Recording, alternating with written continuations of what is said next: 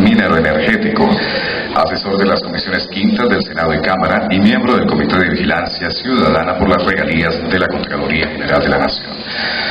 Ingeniero Óscar Vanegas, buenos días.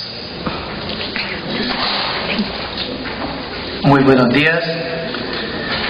Un saludo a todos los asistentes y un agradecimiento al PNUD y a los organizadores del evento por esta invitación y esta oportunidad de poder contarles a ustedes algunas realidades que les son ocultas a la comunidad por parte de la industria petrolera.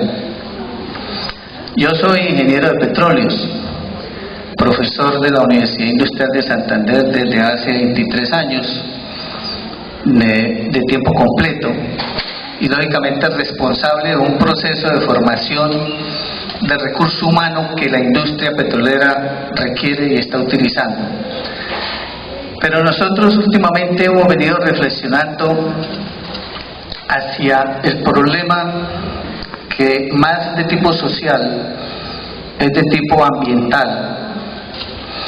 Yo creo que el pedir perdón no está de más dentro de todas las posibles mitigaciones y soluciones que la industria petrolera debe implantar en Colombia para tener buenas prácticas como industria y tratar de evitar de que ese impacto sea mayor.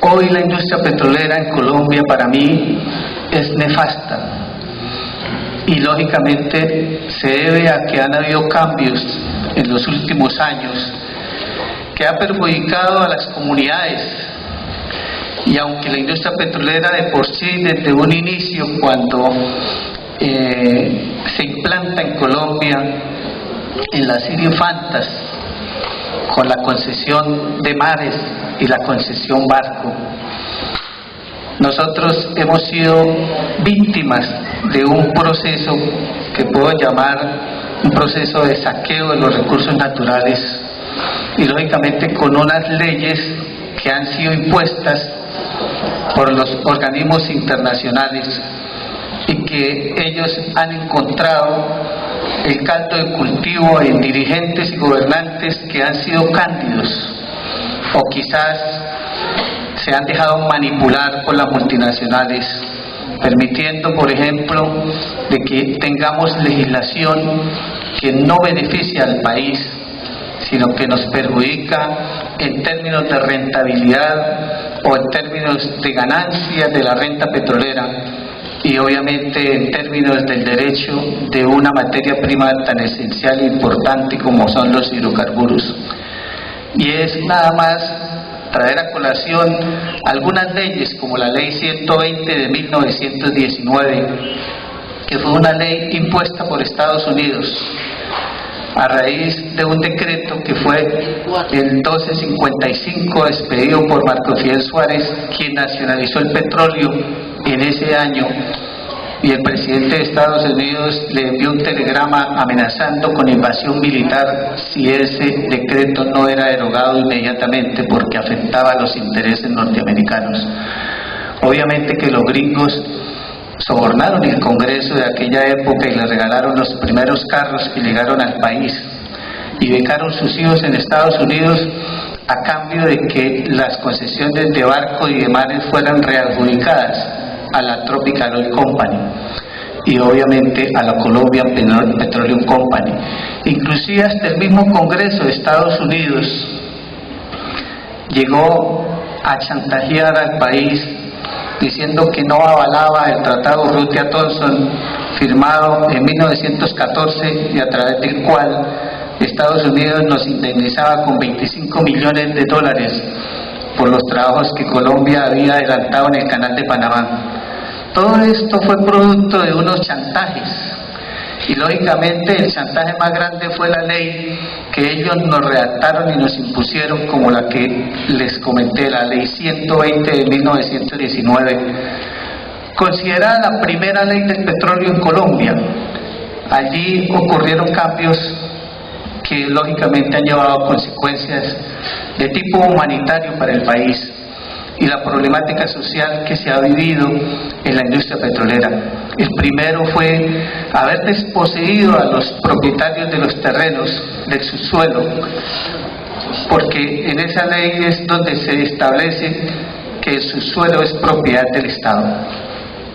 Antes de 1919, el dueño del terreno, así como en Estados Unidos y en Inglaterra y los países de Europa, el dueño del terreno es el dueño del subsuelo y por lo tanto de esa riqueza. También despojaron de la potestad o facultad que tenía el Congreso de la República de expedir la política petrolera en Colombia, o mejor, de firmar y asignar los contratos o adjudicar los bloques de exploración petrolera. Hasta ese año era el Congreso de la República quien los adjudicaba. En esa ley quedó contemplada que quien asignaba los bloques y los contratos sería el gobierno nacional a través del Ejecutivo. Y de cuando eso lo está haciendo es el presidente de la República, que en su momento es ministro de Obras Públicas, hoy ministro de Minas y Energía, y el presidente de la Agencia Nacional de Hidrocarburos.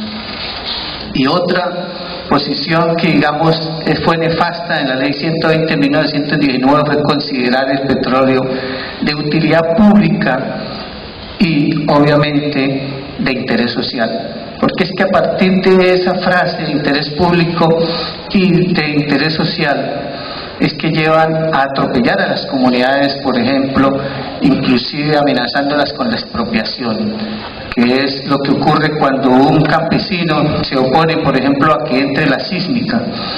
Entonces, todos estos procesos legislativos es los que han llevado a la violencia también que se ha generado y que ha venido multiplicándose año a año. Por ejemplo, en el año 2010 hubo más de 100 conflictos con las comunidades. En el año 2011 hubo 176 conflictos. En el año 2012 llegó a 308 conflictos. Y este año, según la Agencia Nacional, la Asociación Colombiana del Petróleo, al corte de 31 de octubre ya iban 378 conflictos con las comunidades petroleras. Como ustedes se pueden dar cuenta, cada vez el número de enfrentamientos y conflictos con la comunidad y las petroleras ha venido aumentando. Y esto también se debe a los últimos cambios que se dieron en la política petrolera en el gobierno de Pastrana y en el gobierno de Uribe. En el gobierno de Pastrana, a las petroleras se les quitaron muchas de las obligaciones que tenían, como el pagar el impuesto de remesa. Las regalías del 20% se las bajamos a escalonadas, no liquidadas por contratos, sino por campo, y los yacimientos los han venido fraccionando para liquidar menor producción y obviamente pagar menos regalías, lo que las estadísticas dan, que hoy están pagando en promedio el 8% de regalías. Esa ley 156 del 2002, que cambia la liquidación de regalías, permite también descuentos del 25% si el crudo es pesado, como el que tenemos en el Meta, que hoy ya representa el 58% de la producción del país. O sea que no pagan el 8 sino el 6. Y con un decreto de la DIAN en el año 2005 se le permitió que esas regalías que pagan sean descontadas antes de impuestos, por lo cual obtienen prebendas tributarias y finalmente no resultan pagando sino el 4% de regalías. Y luego vino el acto legislativo 05 de 2011, donde centralizan las regalías. Entonces, las escasas regalías que le llegaban a los entes territoriales para tratar de compensar en algo todos los impactos que genera la industria petrolera, se lo fueron despojados para hacer las obras de infraestructura macro que están haciendo en el país con los recursos que eran de los territorios que producían petróleo. Estas políticas son las que llevan a que se genere violencia, porque las comunidades ven que se están llevando una riqueza del subsuelo y no están recibiendo nada a cambio, y es que las regalías no son suficientes, señores, para poder repartir esa mermelada en toda la tostada, como decía el ministro de Hacienda anterior. Las regalías el año pasado fueron del orden de los 6.4 billones de pesos. por parte de la industria petrolera.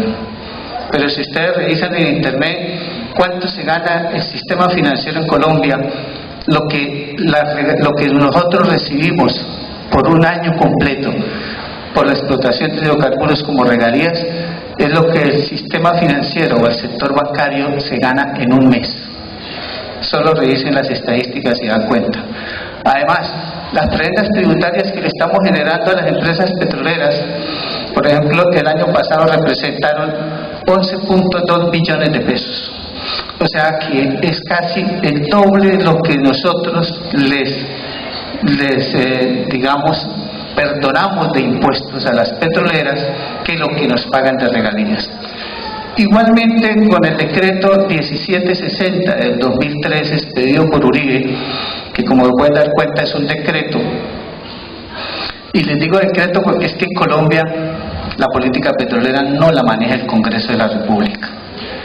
La última ley que expidió el Congreso que tiene que ver con la política petrolera en Colombia fue la Ley 20 de 1969, donde se estipularon regalías del 20% y se estableció que las regalías deberían de ir para los municipios y departamentos productores. Entonces, señores, desde ese año, o sea, ya llevamos más de 40 años que el Congreso de la República no se ocupa de este asunto tan importante y trascendental, porque el petróleo mueve hoy la economía del país. Pero ese decreto de 1760 que expidió Uribe le hace una escisión a Ecopetrol, le quita el manejo del subsuelo, le quita el manejo de las reservas y le quita la potestad de asignar los contratos y elimina la Agencia Nacional de Hidrocarburos, que es la creada para tomar esas funciones. Elimina, repito, el contrato de asociación donde nosotros recibíamos una participación del 50% de la producción. Entonces, además de disminuir las regalías, volvimos a un contrato de concesión de hace 100 años. Hoy las petroleras, todo el petróleo que encuentren es para ellos, excepto las regalías, que son bajas, ya no son del 20%, y una participación en la producción que asignan, que es el que llaman X, para ganarse la adjudicación cuando son rondas solicitaciones. Pero de 320 bloques que la Agencia Nacional de Hidrocarburos ha asignado desde el año 2004 hacia acá, 170 se han asignado mediante asignación directa. Esto significa a dedo.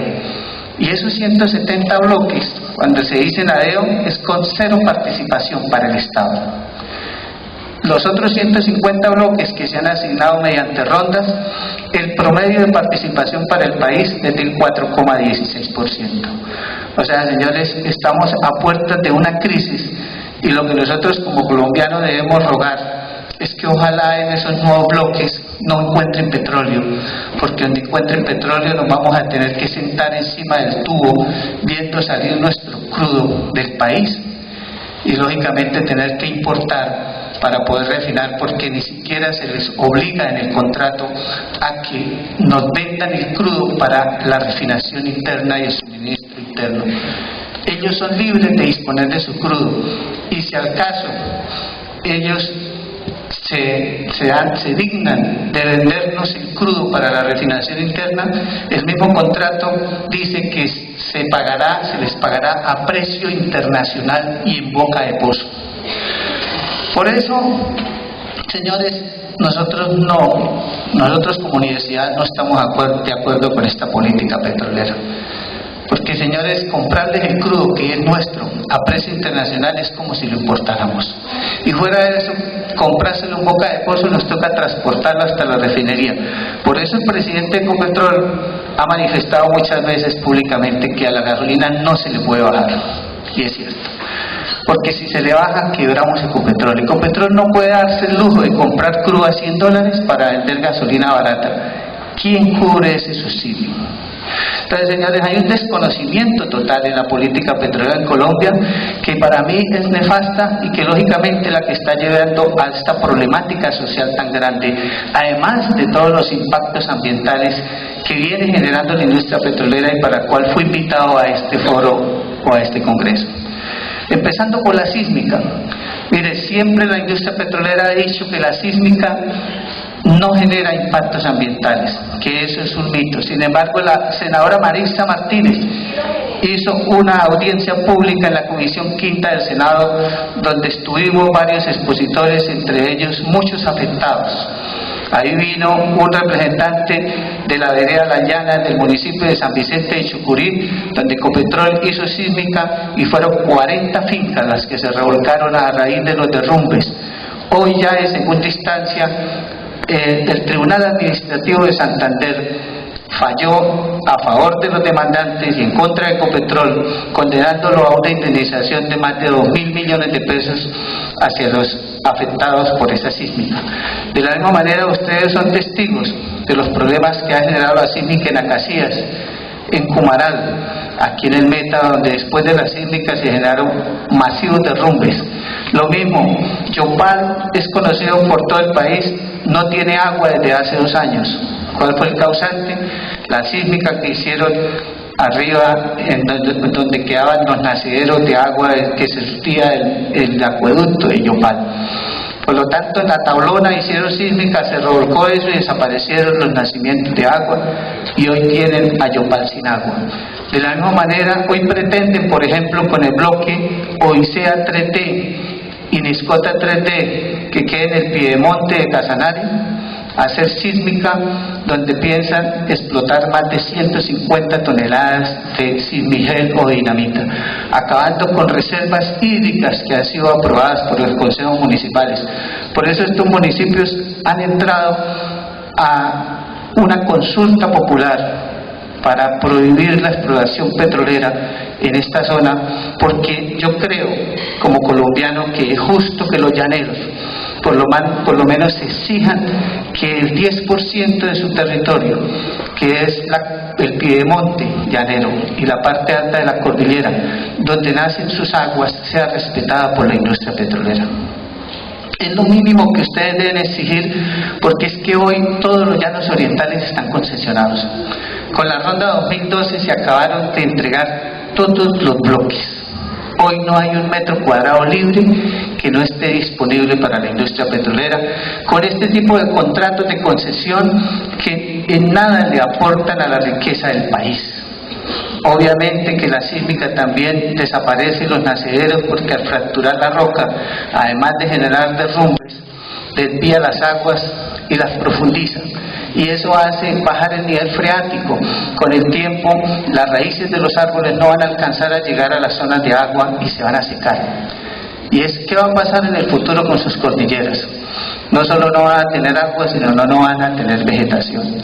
Otro problema grave que se está presentando en los llanos orientales y que yo considero que es un cáncer, porque cuando uno tiene un cáncer él va avanzando lentamente y cuando se da uno cuenta ya no tiene remedio, y es un cáncer que se está generando en los llanos orientales y que los mismos llaneros desconocen, lo están viendo pero no saben por qué, y es el fenómeno del hidrodinamismo. Este fenómeno es único en los llanos orientales, hablando del territorio colombiano. Es un fenómeno que no se presenta en el Magdalena Medio, ni en la cuenca alta del Magdalena, ni en el valle inferior del Magdalena, ni en la cuenca del Cauca, ni el Patía, ni nada. Solamente se presenta en los llanos orientales, sencillamente porque los llanos orientales es una cuenca permeable, sedimentaria. La cordillera oriental hacía parte de la cuenca de los llanos orientales y fue levantada por el choque entre la placa Caribe y la placa de Sudamérica. Lo que hizo ese choque fue levantar la cordillera oriental. Nosotros en Colombia tenemos 3 cordilleras y cada una tiene rocas diferentes. La occidental es metamórfica, la central es ígnea. Estos 2 tipos de rocas son impermeables. La cordillera oriental es sedimentaria. Es sedimentaria, es porosa y es permeable. El 70% del agua que llueve en la cordillera se va subterránea, se va por debajo del Orinoco, se va por debajo del Amazonas. Petrobras perforó 240 pozos en la Amazonía buscando petróleo en los años 70 y 80 y descubrió que iba a un río más caudaloso que el Amazonas a 12.000 pies de profundidad, el cual desemboca 200 kilómetros mar adentro en la costa atlántica. Lo mismo sucede en la cuenca de los Llanos Orientales. Por la formación carbonera y las formaciones que tiene el petróleo va más agua que por la que ustedes ven por superficie en sus ríos. Cuando hay una falla o hay un anticlinal y ahí se deposita el petróleo, también se deposita el agua. La roca que aflora aquí en la cordillera se satura, y a lo que se satura y se llena, el agua va por escurrentía por los ríos. Eso se llama estado hidrostático. Tan pronto la industria petrolera descubre el yacimiento petrolero, empieza a producir petróleo y agua. Todos los campos de la industria de petróleo de los Llanos Orientales tienen empuje de agua, son acuíferos activos. De iniciada, el corte de agua es del orden del 40% de arrancada. A los 6 meses los pozos ya producen más del 90% de agua y es agua dulce, o sea que proviene de la superficie.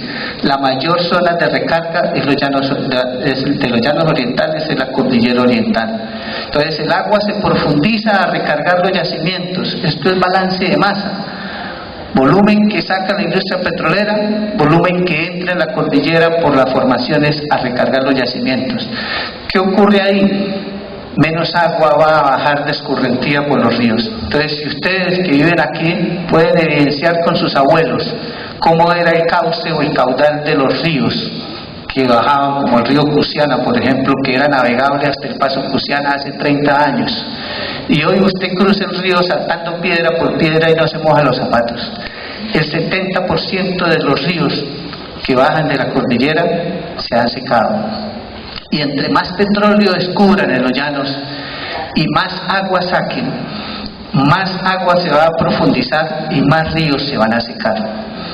El segundo impacto que genera la industria petrolera es el vertimiento de esas aguas residuales, porque estas aguas salen contaminadas con mismo petróleo. Al entrar a la roca y al entrar al yacimiento y llegar al pozo, entra en emulsión con el crudo.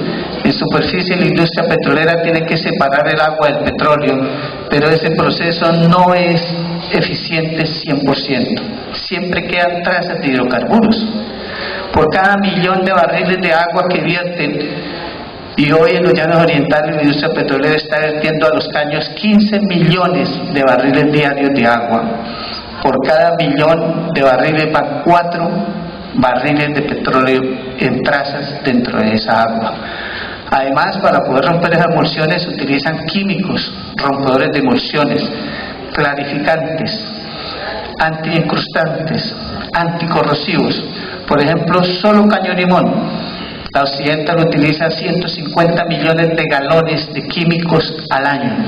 Esos químicos se van en el agua, tienen aminas, tienen fenoles. Los fenoles son cancerígenos. Las aminas generan mutaciones en los seres vivos acuáticos. Ustedes ven, por ejemplo, en la laguna de Lipa, en Arauca, que nacen sapos con 3 ojos, culebras con 2 o 3 cabezas. Hace poco nació un marrano con 2 cabezas, chigüiros con 2 cabezas. Eso es consecuencia de los químicos que van en el agua. También esa agua trae metales pesados como el bario, como ocurre por ejemplo aquí en los yacimientos de Castilla, en los yacimientos de Rubiales, Pirirí y Quifa. Ese bario deja ciego en los peces y le tumba las aletas. A uno le dice la comunidad de la región que entran al caño de Rubiales y cogen los peces con las manos. Obvio que cogen los peces con las manos porque esos peces ya están ciegos y no pueden escapar porque no tienen aletas. Si ustedes consumen esos peces van a sufrir de cáncer de estómago. Entonces son muchos los fenómenos que se están generando con la industria petrolera. La industria petrolera tiene que entrar a tener buenos hábitos y eso se puede resolver. Uno de ellos es reinyectar el agua al yacimiento. Si la industria petrolera le devuelve el agua al yacimiento, Él no necesita recargarse en la cordillera porque le estamos devolviendo el agua. Y tampoco vamos a tener que verter esas aguas a los caños y a los ríos.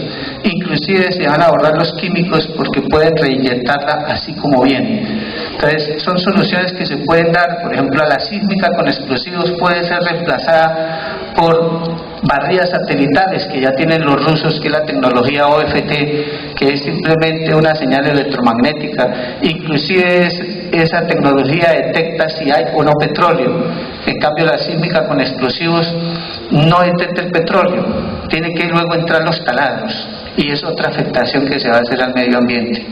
Entonces, si nosotros le exigimos como comunidad, como población unida y organizada, a que la industria petrolera tenga buenos hábitos, los vamos a poner en cintura y los obligaremos a que utilicen tecnología de punta, porque esto no es de ir en contra del petróleo.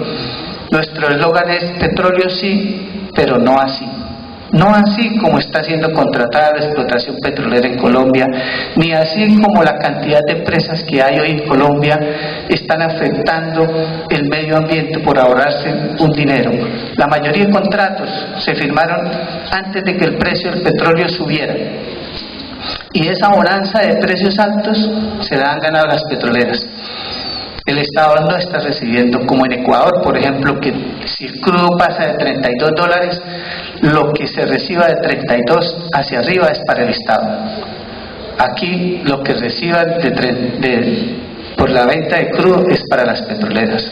Entonces todo esto, señores, es injusto que esté pasando en este país. ¿Y eso debido a qué? A que la entrega de los bloques que se hizo desde el 2004 con el gobierno de Uribe, la mayoría a dedo, se entregaron a empresas irresponsables que yo llamo chichipatosas, porque si ustedes miran o ven las estadísticas de la Agencia Nacional de Hidrocarburos, esos 320 bloques han sido asignados a 146 empresas que hay operadoras en Colombia. Imagínense la cifra, 146 empresas operadoras, no contratistas. Operadora es aquella que es dueña del contrato, que tiene el bloque. Pero si usted le pregunta a la Asociación Colombiana de Petróleo, que es el que las aglutina a ellas, ¿cuántas están afiliadas? Solo 46. Esto significa, señores, que hay 100 empresas de papel, 100 empresas irresponsables. Lo que se está presentando ahí es un carrusel de bloques. Y si ustedes recuerdan la noticia que hubo por el préstamo de un avión a la presidenta de Costa Rica y que resultó siendo un narcotraficante el que le prestó ese avión, este señor tiene 5 bloques de esos que asignaron a dedo en el gobierno Uribe. El Espectador se puso en la tarea de averiguar cuáles eran los socios en las empresas petroleras de este señor, y los socios son los abogados de Chupeta, Mancuso, Jorge 40, Don Berna, o sea, los testaferros de los líderes del paramilitarismo en Colombia. Entonces, lógicamente que ellos no son petroleros por naturaleza, son oportunistas que se metieron en un negocio que no conocen, y que como no lo conocen y están acostumbrados también a atropellar a las comunidades, amenazándolas y con fuerza, es que están llegando y entrando, por ejemplo, tumbando broches, entrando a la brava, amenazando con expropiaciones, trayendo, por ejemplo, al ESMAD, y todos los problemas que ustedes han vivido y que conocen, es problemas que vienen desde la misma política petrolera en Colombia, que nosotros la debemos cambiar. Y para cambiarla necesitamos que vuelva a ser el Congreso quien se ocupe de esto y se apruebe, por ejemplo, en Colombia una ley orgánica de hidrocarburos. Colombia es el único país del mundo petrolero que no tiene una ley orgánica ni una ley marco de hidrocarburos. Así de sencillo. Hay otro proyecto que los está afectando a ustedes, señores, en el Meta, y es la combustión in situ. Proyecto piloto que se está haciendo en Quifa, cuyo primer pozo inyector fracasó y lo cerraron en noviembre del año pasado. En enero de este año iniciaron otro pozo y tengo información de uno de los coordinadores del proyecto que ese proyecto ya fracasó.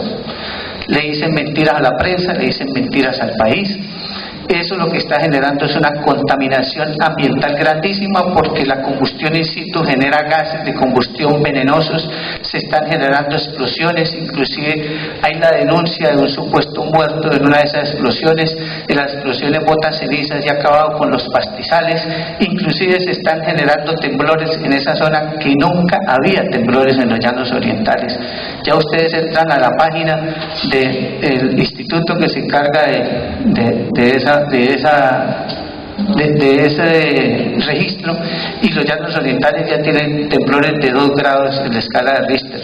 Entonces, señores, viene ese problema que para mí la combustión in situ lo que van a hacer es quemar más del 80% de las reservas de yacimiento, porque esto lo único que hace es aumentar el factor de recobro en el 20%, y están contaminando las aguas subterráneas, porque el crudo está migrando por los anulares del revestimiento, cuya temperatura tan alta de más de 1000 grados funde las temperaturas, rompe el cemento y migra el crudo a superficie.